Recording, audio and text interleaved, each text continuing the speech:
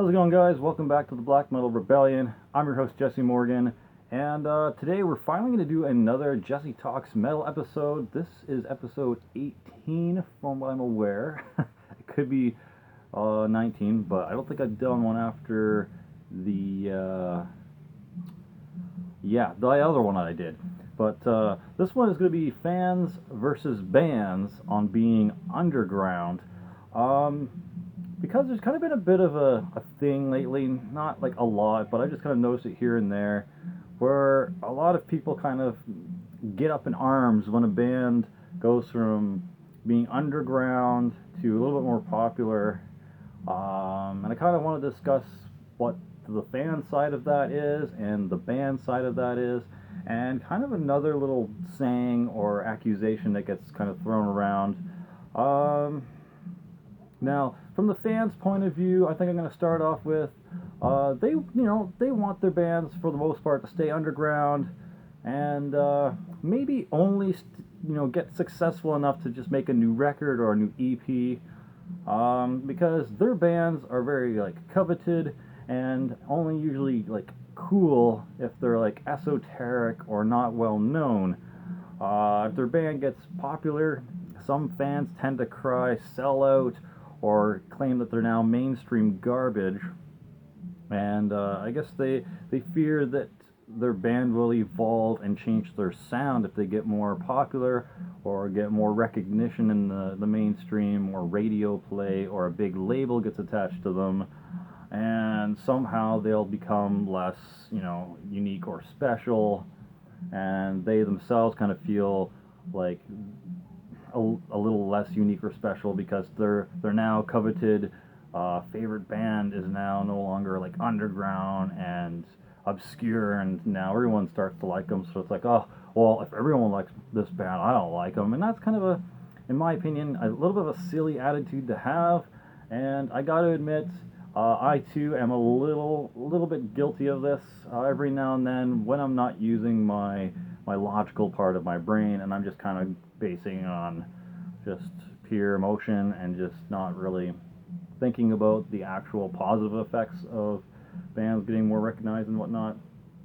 But yeah, that's my take on how the fans, or not every fan, but a lot of fans sometimes feel about these underground bands and some of their coveted rare bands like that. Now, from the band's side of the view, I think they like the novelty of, or cult points of being underground. They don't want their fans to view them as sellouts or being mainstream, because it's a very kind of negative end connotation when it comes to calling things mainstream, and they feel like they're, I don't know, just becoming like a brand as opposed to a band, I guess, at that point. But in reality, most musicians do want to get paid for their hard work and creativity. So 50-50 of it is for music for fun, and the other 50 of it is for music as a job, because most people who are musicians and creative artists and stuff like that, they don't want to work a 9 to 5 job. They don't want to get up at 6:30 or 7 in the morning just to drive or commute an hour to their job, and then work 8 hours straight and then come home again and basically eat supper, watch a movie, and go to bed and start the whole thing over again. Most musicians and artists are way too creative minded and stuff like that to just sit in that kind of lifestyle. So they really do want their band to be their job, and they want to tour and make money and have that as an income. So I don't know. It's getting harder and harder to make it big in the music industry now. So you might see a lot of them take the opportunity when it knocks on their door. So I guess that's the kind of view of the bands versus the view of the fans.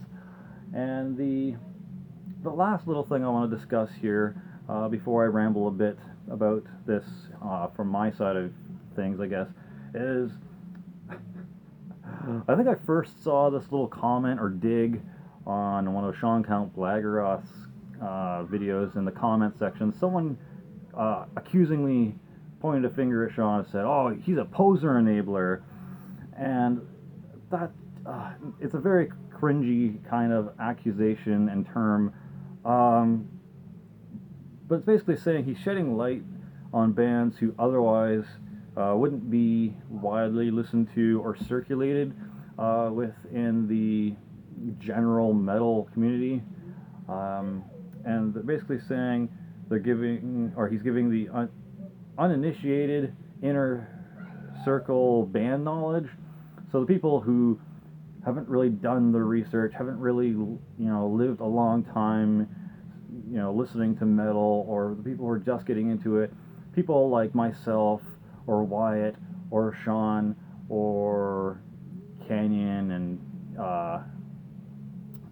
fucking hell, Full Metal Ginger, and Runner J May. People like us are giving these, more underground bands light and talking about them and getting more and more people who normally wouldn't get into them, in, ways to check them out and, kind of basically doing their discovery for them. Whereas in the old days, it would be, through magazines, ordering through zines and stuff like that, or through tape trade. You'd have like a pen pal up in England, and you would write them from US or Canada, and you would send each other tapes back and forth of bands that are in your area, and things like that.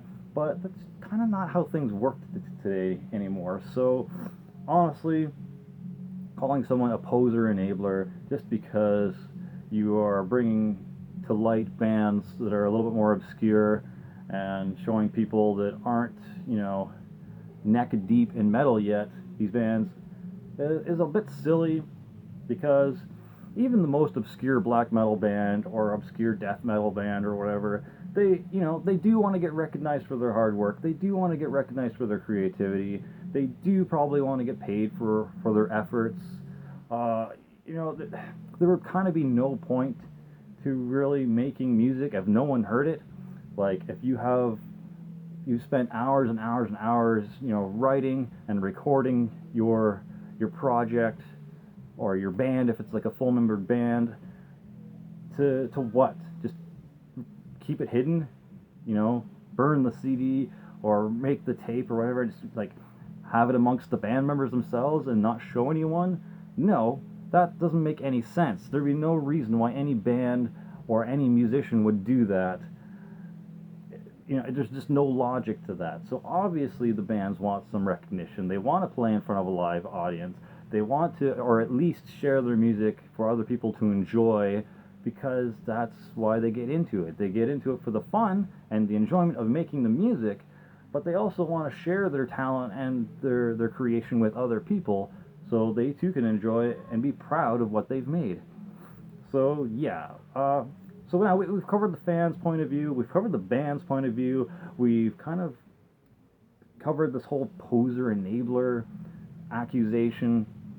My thoughts on this are,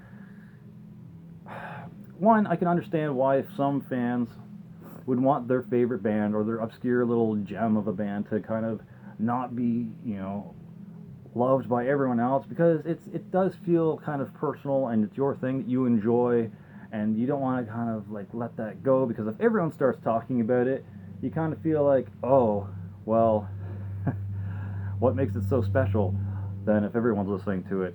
But at the same time, you kind of got to let that go a bit.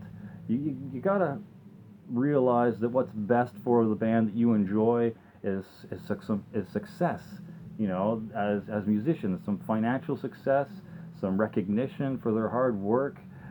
The more money and more recognition they get, the more albums they're going to make, the more music is going to be made from, this support, and you're just going to get more of the same thing, hopefully, but some bands do evolve and change, but that's the band's choice for the most part. It's not usually a label's choice nowadays, unless you're like some, multi-platinum rock or pop band, but for the most part, any musical changes is on the artist nowadays. So Don't be afraid to let the band, like this obscure band you enjoy, get a little success. Don't be afraid for them to get a little money.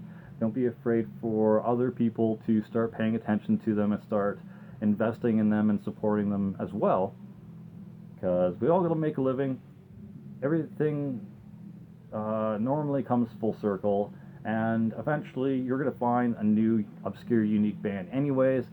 I don't think the world's going to have a shortage of bands anytime soon, and any extreme metal genre. So that's my thoughts on that. What do you think about fans and bands and the aspect of being underground and people kind of coveting the bands and not wanting them to get big? And how do you feel about the bands? Uh, you know, should they be allowed to get more successful if they want? Should they be allowed to be more recognized by everyone for their efforts? And what do you think of the poser enabler kind of insult or accusation about YouTubers like myself and Sean and Josh and Kenyon Bickle and Wyatt and Full Metal Ginger and us? Like, what is your opinion on people like us bringing obscure metal bands to the forelight or the foreground or the light? Do you think it's a good thing? Do you think it's a bad thing? Do you think the elitists should just shut their mouths? But yeah, let me know in the comments section what you think of this. Let me know your thoughts on how success may change, how a band evolves in their music. And don't forget, I still have some Super Slam Bros shirts to buy. I still have some Drakir CDs and tapes to sell. I have some Rectal Depravity EPs that are available. If you want to support me at all through the channel, let me know, and we can get you hooked up. Thanks for subscribing, thanks for sharing, thanks for liking, all that other good stuff. For glory, for the rebellion, Slammerella out.